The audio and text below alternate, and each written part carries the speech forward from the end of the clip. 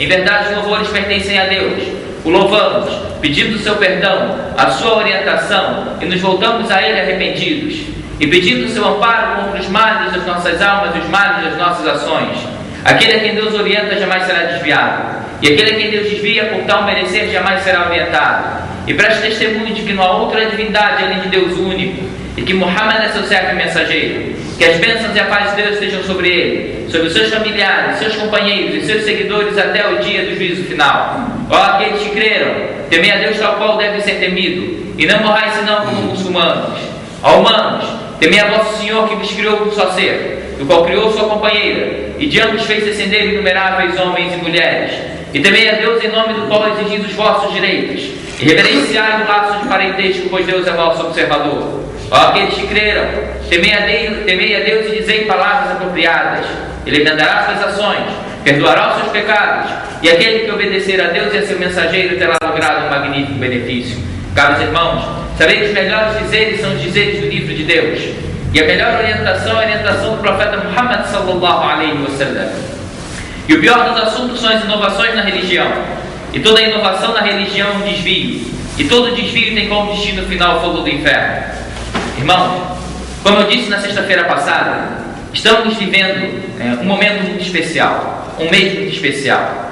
É o mês em que o muçulmano aproveita para acumular o máximo de méritos possível. É a alta temporada do crente. Nele, ele faz todo o empenho para que ele possa acumular o máximo de riquezas, para se garantir junto a Deus o Altíssimo. E para que a gente possa estar tirando o melhor proveito desse mês, é fundamental que a gente consiga otimizar a nossa adoração. E de que forma a gente pode otimizar a nossa adoração?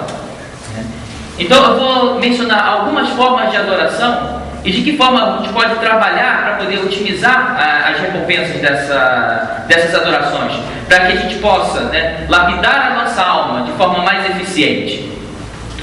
A primeira delas é o próprio jejum que a gente está fazendo.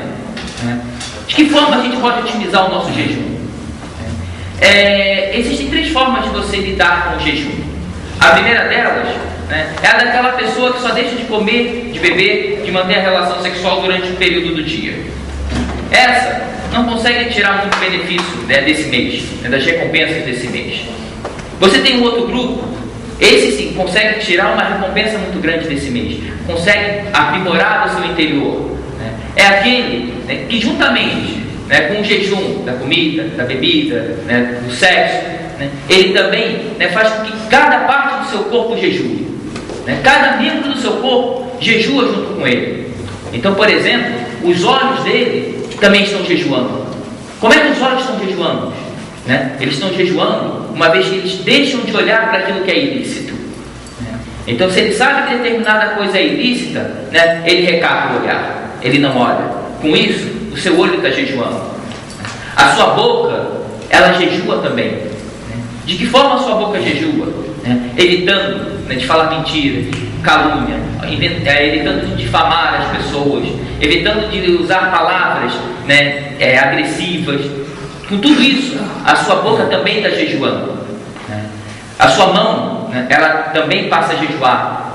Uma vez que ela deixa de se esticar para pegar algo que é ilícito, para tocar em algo que é ilícito.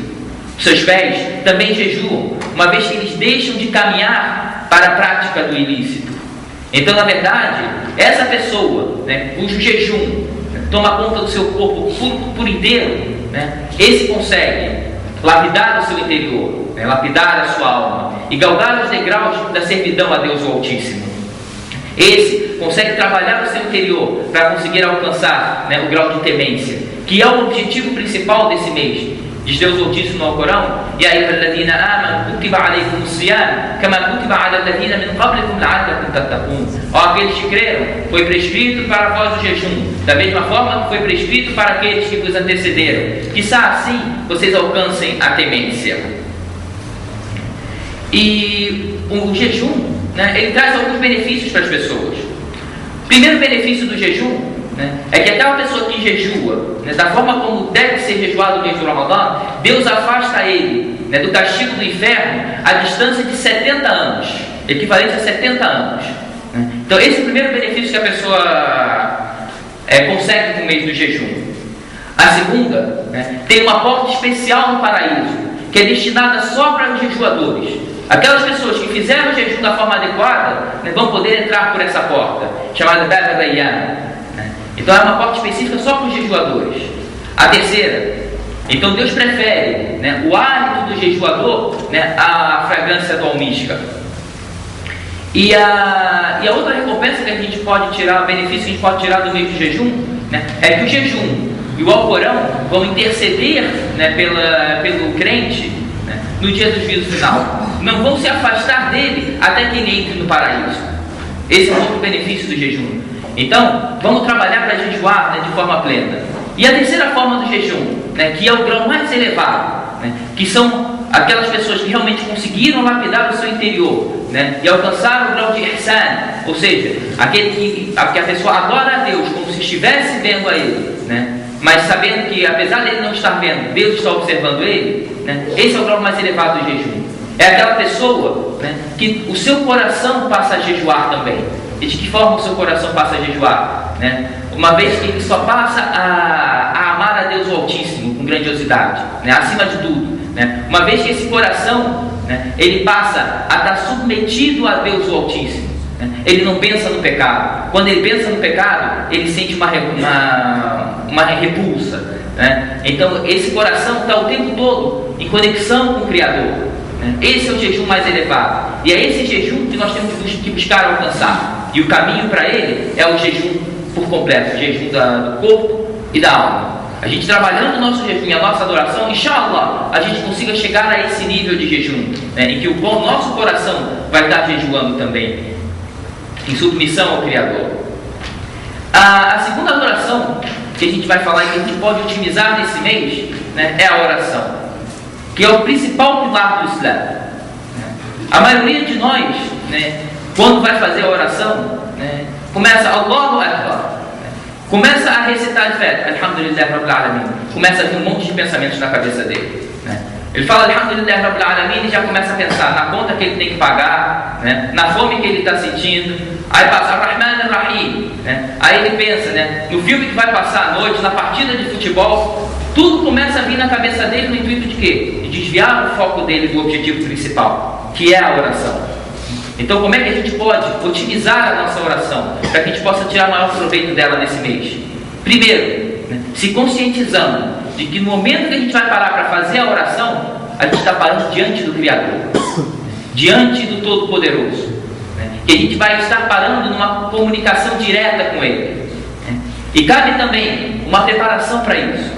Na hora que a gente estiver fazendo a ablução, fazer a ablução, né, com essa consciência de que você está se preparando, você está se purificando para se encontrar com o Criador, e tentar fazer toda uma concentração antes, evitar de ficar conversando, né, coisas fúteis, dando risadas, brincando antes da oração, né? Tudo isso atrapalha a concentração.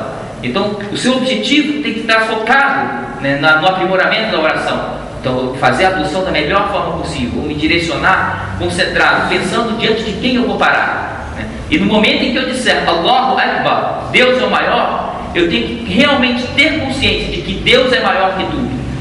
Deus é maior que todos os problemas que eu enfrento nesse mundo. Deus é maior que todas as diversões que existem e que me distraem do meu objetivo. Deus é maior, inclusive, do que os meus desejos e caprichos. É maior do que eu, do que os meus interesses. Tendo essa consciência, eu vou tirar o melhor proveito da minha oração. Então, esse é o segundo conselho. Vai fazer a oração, se conscientize diante de quem você está parando, né? E tenha a consciência da grandeza dele no seu interior. Com isso, inshallah, você vai estar otimizando a sua oração.